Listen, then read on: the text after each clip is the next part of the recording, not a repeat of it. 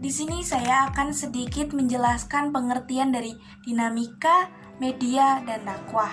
Yang pertama, pengertian dinamika.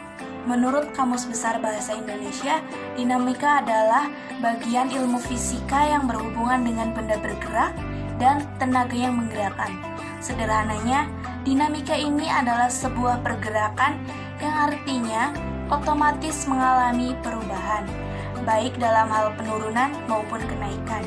Jadi, kaitannya dengan media dan dakwah adalah pergerakan yang terjadi pada dakwah sebagai bagian yang harus dilakukan dan media sebagai perantara dari masa ke masa yang mengalami perubahan.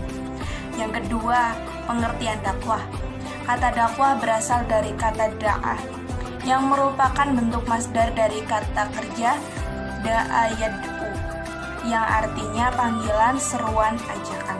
Secara terminologis, Syekh Ali Mahfudz mengartikan dakwah sebagai seruan, ajakan, serta mengubah untuk berbuat kebajikan dan melarang mereka dalam perbuatan mungkar untuk mencapai kebahagiaan di dunia maupun di akhirat. Islam dikenal dengan agama dakwah, agama yang mewajibkan umatnya untuk menyebarkan Islam dan sebagai rahmat ke seluruh dunia. Baik, selanjutnya saya akan menjelaskan pengertian media. Media adalah saluran komunikasi. Kata media berasal dari bahasa Latin yang merupakan bentuk jamak dari kata media.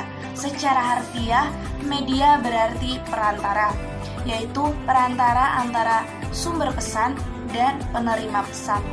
Media merupakan alat yang dapat menunjang kebutuhan dan kegiatan termasuk dalam hal dakwah nih, sehingga pada hakikatnya memudahkan setiap orang yang menggunakan media. Lebih tepatnya, istilah media cenderung didefinisikan sebagai alat grafis, fotografi, dan atau elektronik untuk menangkap, memproses, dan menata ulang informasi visual atau verbal dalam bentuk pendidikan. Oke, di sini saya akan menjelaskan mengenai dinamika media dalam antropologi. Nah, di sini ada dua para ahli yang berpendapat dan berbeda pendapat juga, yang menyatakan bahwa Van Giersburg pada tahun 2003 mengungkapkan bahwa pada antropolog beranggapan media massa sebagai salah satu media kurang tepat, kurang menggambarkan fakta-fakta sosial dan fenomena budaya secara akurat gitu, karena itu merupakan kurang tepat jika diterapkan sekarang. Nah, berbeda dengan Michel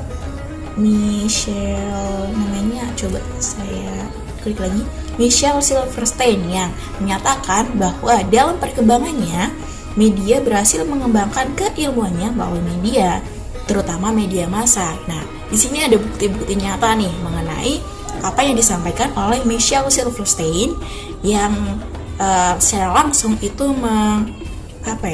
menjatuhkan dari pendapat Van Giersburg pada tahun 2003, yang pada saat itu sebenarnya media belum sehetis sekarang, belum secanggih sekarang gitu. Nah, di sini ada fakta yang terjadi untuk bukti nyata dari ungkapan Michel Silverstein. Yang pertama, media massa dapat dihubungkan dengan antropologi melalui fungsi, pengaruh, teknologi, halayak, dan lain sebagainya. Nah, di sini ada salah satu contoh mengenai poin pertama, itu ketika kajian mengenai isu media dalam radio di Jerman pada masa Perang Dingin. Itu salah satu contoh bukti nyata.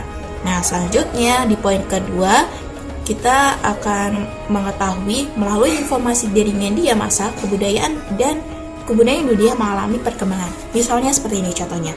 Kan kadang orang itu mengetahui budaya itu hanya satu sisi, bahwa misalnya nih sintren, oh iya sintren itu hanya tarian mistis gitu. Itu yang sebagian orang kenal, tapi mereka nggak tahu nih apa sih yang ada di dalam sintren tersebut gitu.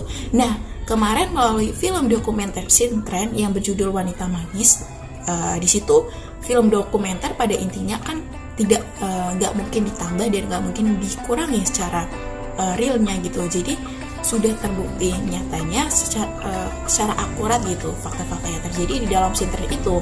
Nah di situ tim berusaha untuk memperkenalkan kebudayaan melalui film dokumenter yaitu sintren untuk orang kenal bagaimana sih sintren sebenarnya gitu, bagaimana hal yang terkandung di dalamnya dalam. Nah terus kayak dari film dokumenter juga masih ada loh sintren yang asli bukan rekayasa dan masih ada sampai sekarang gitu, dan bahkan di situ pemainnya itu yang muda-muda gitu, yang mana para generasi muda itu masih berusaha untuk melestarikan kebudayaan yang ada di dalam daerahnya gitu. Salah satunya sintren itu merupakan bukti nyata ketika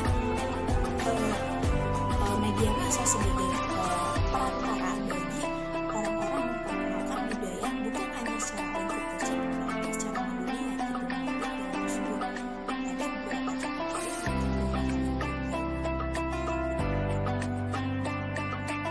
Poin selanjutnya yaitu praktek-praktik jurnalisme yang telah mempengaruhi perkembangan teknologi antropologi. Salah satunya yaitu jurnal. Jurnal itu menjadi bukti nyata ketika para peneliti, para peneliti itu melakukan penelitian mengenai antropologi. Salah satunya misalnya mereimajinasi metodologi dan mengatasi sains fiksi, pendekatan dalam antropologi terhadap fenomena mediasi digital. Itu salah satu bukti nyata jurnal antropologi itu sudah ada dan sudah banyak ada di Google Scholar salah satunya gitu. Jadi itu sudah merupakan bukti nyata ketika poin 3 itu emang ada sebenarnya. Kalau misalnya mahasiswa yang mungkin mendapatkan seperti sekarang makul antropologi, pastikan dalam materinya atau dalam pembuatan makalahnya kita membutuhkan jurnal penguat dari apa yang kita nyatakan gitu. Nah di situ kita pasti melihat jurnal-jurnal ilmiah yang sudah di-up oleh peneliti ke Google Scholar gitu. Itu salah satu bukti nyata, itu penjelasan dari saya.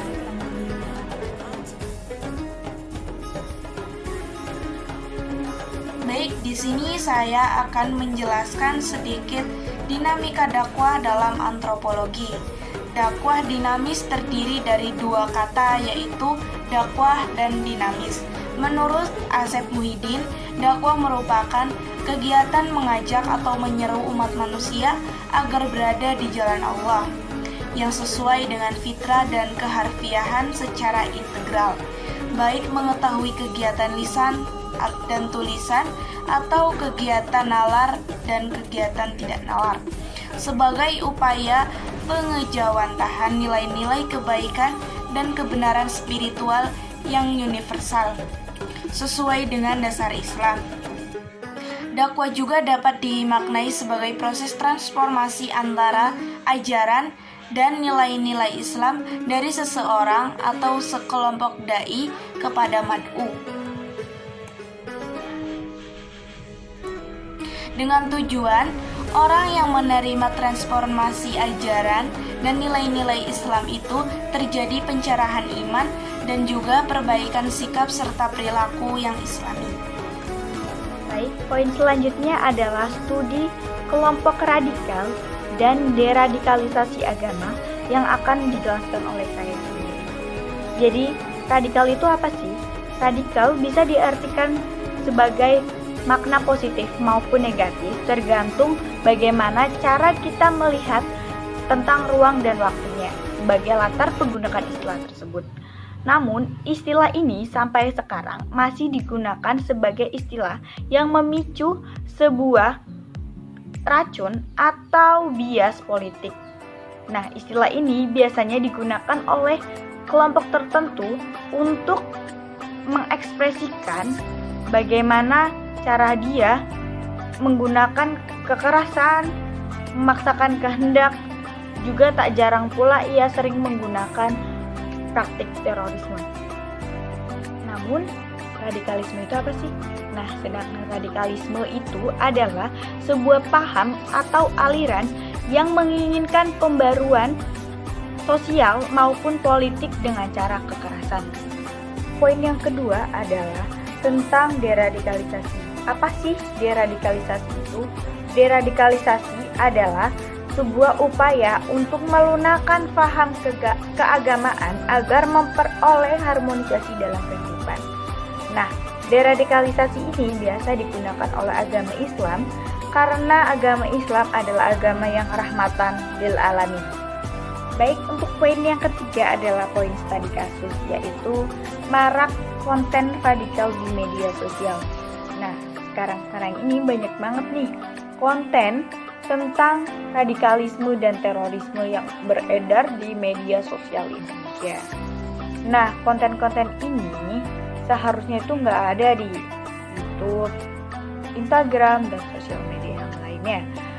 Munculnya konten-konten ini membuat masyarakat Indonesia, khususnya generasi muda, terpengaruh pikirannya.